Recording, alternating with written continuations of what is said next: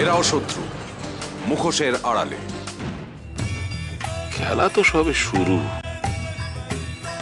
তোমাদের তিনজনকে যদি জ্বালিয়ে পুড়িয়ে শেষ না করেছি, তো আমার নাম দিবাকর ব্যানার্জি নয়।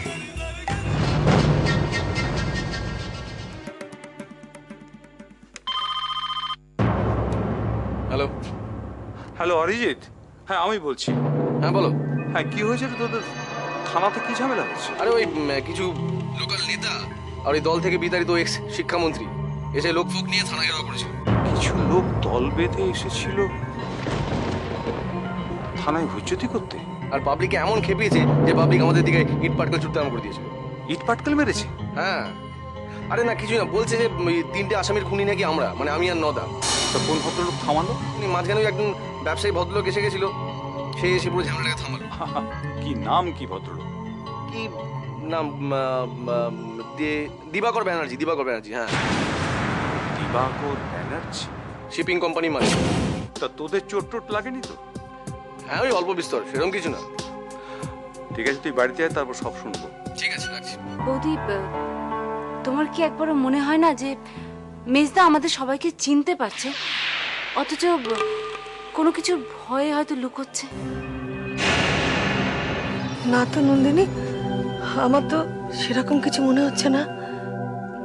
আচ্ছা বৌদি, তুমি কখনো মেজদার ঘরে ড্রিঙ্কসের গন্ধ পেয়েছো?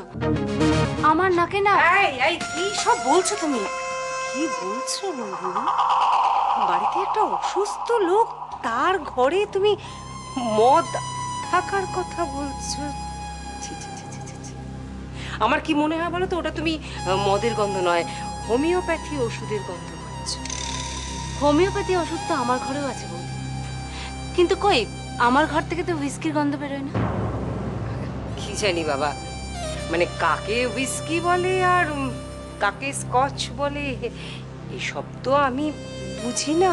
অনেকের থেকে অনেক কিছু বেশি চিনি, জানি এবং বুঝিও। শাক দিয়ে যেরকম মাছ ঢাকা যায় না, তেমনি হোমিওপ্যাথিক ওষুধের নামে হুইস্কির গন্ধও চেপে রাখা যায় না। নন্দিনী একটু চুপ করবে? একটু চুপ করো। স্যার আমি বুঝতে পারছি আমাকে ফাঁসানো হচ্ছে, কে আমায় ফাঁসাচ্ছে সেটাও আমার কাছে মোটামুটি ভাবে ক্লিয়ার, কিন্তু স্যার আমার কাছে কোনো সলিড প্রমাণ নেই। আমি তোমার প্রবলেমটা বুঝতে পারছি। এটা তুমি তখনই আটকাতে পারো যখন ফোর্থ অ্যাকিউজকে তুমি জ্যান্ত ধরতে পারো। এটাই তো মুশকিল স্যার। আশফুসে, আপনি? আমি সেই নগেন চৌধুরী।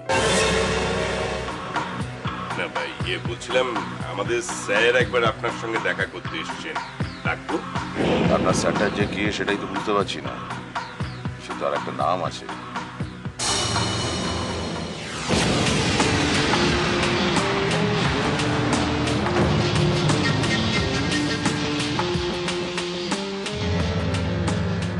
অধমের নাম দিবাকর ব্যানার্জি। আমি একজন এনআরআই। এনআরআই কাকে বলে নিশ্চয়ই জানেন।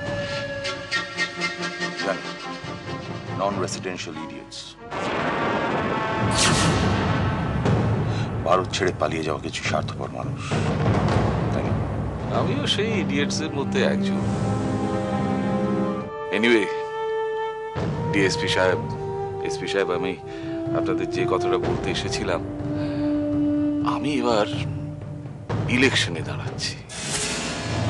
আপনাদের সহযোগিতা ছাড়া মানুষের সেবা করা যাবে না, বুঝতেই তো পারছেন। সেই জন্য আপনাদের একটু হেল্প চাই। আসলে নির্দল প্রার্থীকে ভোটে জেতার আগে কেউ পাত্তা দিতে চায় না, তবে একবার ভোটে জিতে গেলে তাকে নিয়ে টানাটানি হয়। তবে আমার বিশ্বাস যে আমি জিতব।